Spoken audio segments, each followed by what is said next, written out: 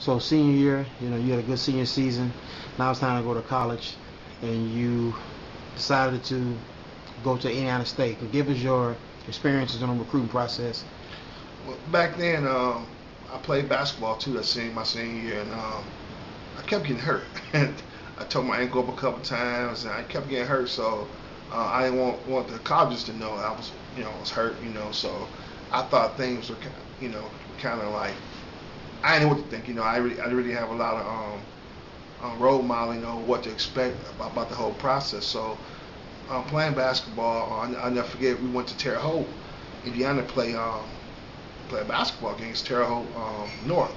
And so we were sitting. We went to this big banquet hall to eat before the game, and I walk in there, and I'm sitting, and the head football coach for Indiana State was there. He said, "Hey, Brian," he had spoke to me the week before, and I was like, "Hey, how you doing, Coach Race?" And I thought it was just good karma that I happened to see him down when I was down just for a day of playing a basketball game versus Terre Haute North. That I saw my potential college coach. So that was like a sign to me that maybe I should go to the United States. So 2 weeks later, I ended up going down there for a recruit visit, and I had never seen anything like that. Just the college atmosphere. I'm an East Chicago kid, kind of an urban kid, where I didn't have a lot of exposure, but that in itself prompted me to sign with the United States. I met a lot of guys who came from the same backgrounds I came from, and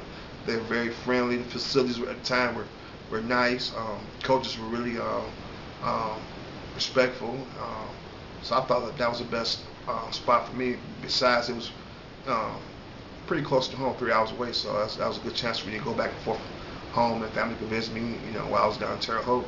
So that's why I chose Indiana State. So not only was you the first captain at East Chicago Central, but you also was one of the first ones to get a scholarship. East Chicago Central, correct? Yeah, I went down to Indiana State, played ball.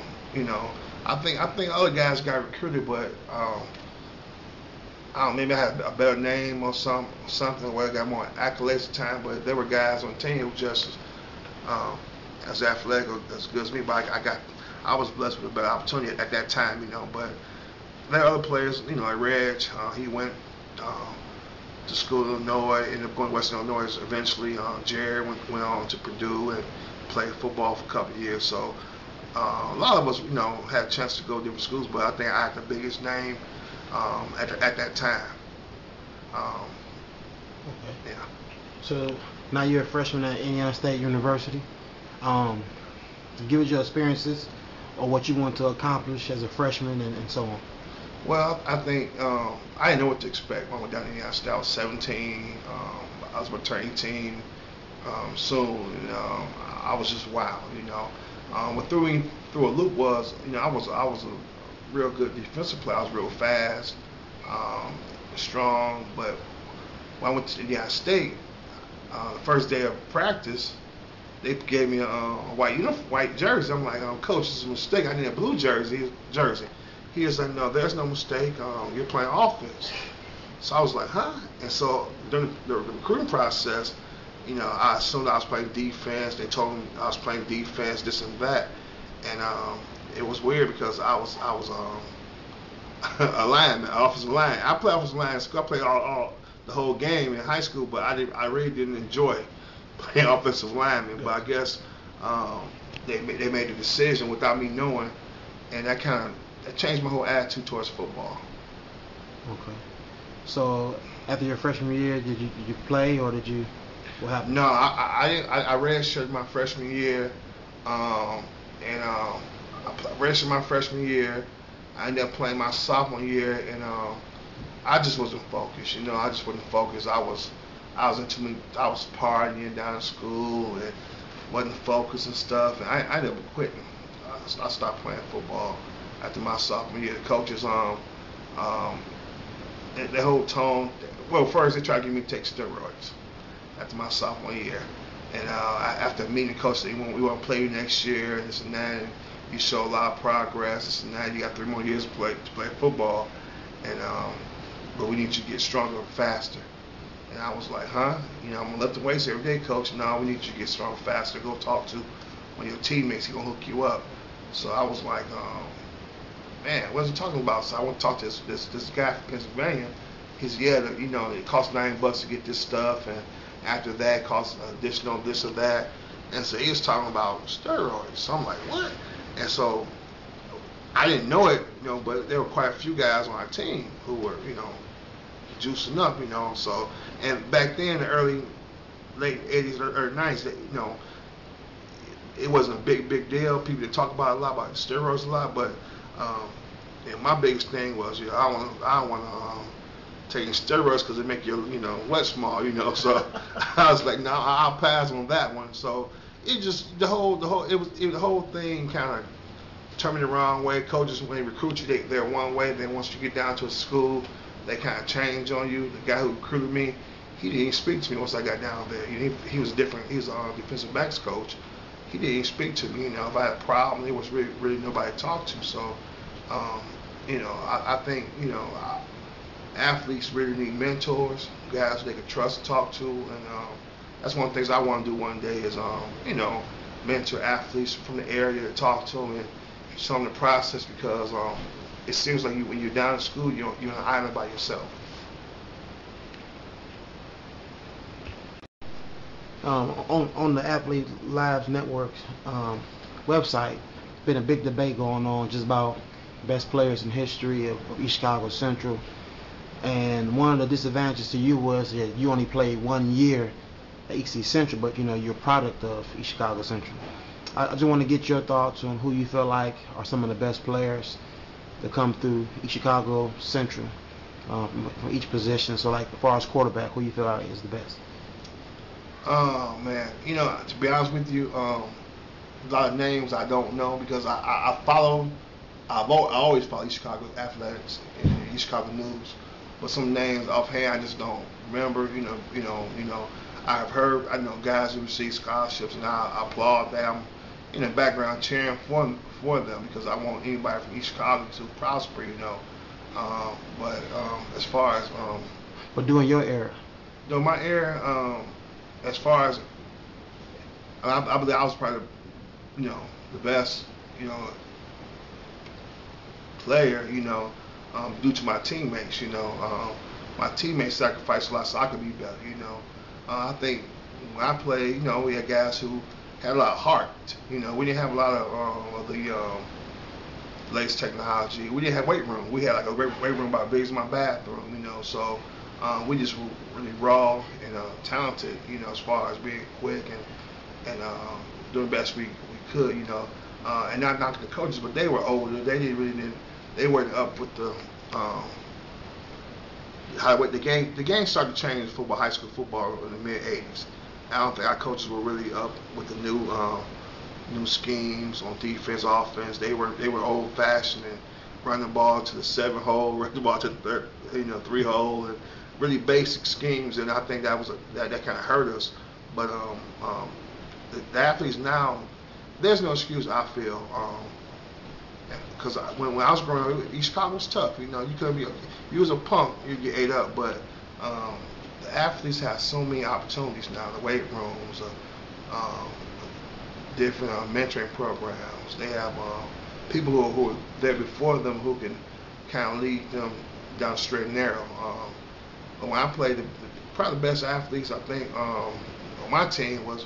We had a lot of them. Reggie. We had a guy named Pat Rosado. Reggie who? Reggie Little. Big Reg. He was my guy. That was my boy. We had Michael Norman, James Dole, whose father just passed maybe a month ago. He's our first quarterback. So when I left, I kept track with Whoops. He just passed away about a few months ago. Eric Irvin. Yeah, Eric, he had an arm, man. He was a good athlete. When you played, you was a tough running back. Ping was probably the best running back I've seen come to East Chicago. Ping was the first. I used to go watch him play. I enjoy watching him play. Ping was probably the best that come through there in the last 20 years actually. Royster, what's his name?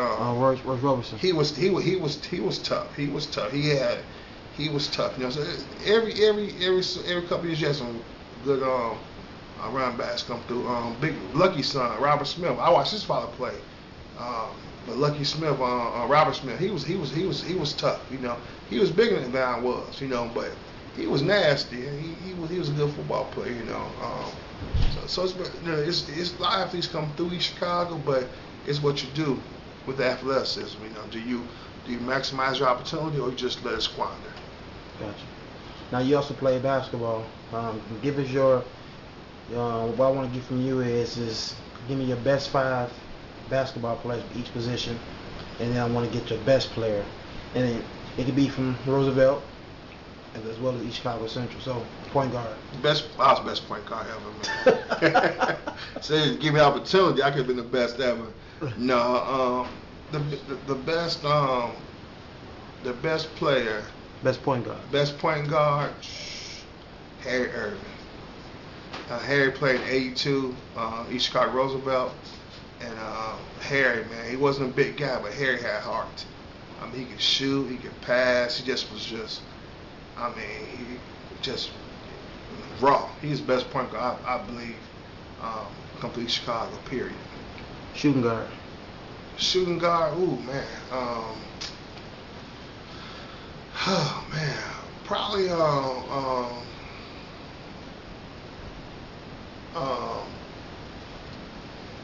guy from Purdue. Etwan Moore. I put Etwan Moore there. Etwan Moore, shooting guard. Yeah, I watched him a lot. My son, my stepson played for Maryville. He played a lot against Etwan. Dennis, yeah, he played a lot. Dennis Howe. Yeah, Dennis was tough. But Etwan was, man, as a freshman, sophomore, he dominated. So he was, I give him his props. Small forward. Small forward, I'll go with, let me go back. Point guard, I got to get 2 of them. Kenny Lofton. Kenny Lofton was a tough point guard too. Okay. Kenny, man, Harry Irvin, Kenny Lofton, the best 2 point guards. I mean, Kenny Lofton, man, he could jump out the gym, fast, quick, strong, very smart. He was tough, you know. But small forward, I gotta go with Tony Harris. Tony Harris was people still talk about Tony Harris. He graduated in 1985, and he finished his college career at New Orleans. But Tony Harris, by far, was the best small forward. Power forward. Power forward. Oh my goodness, I gotta go way back.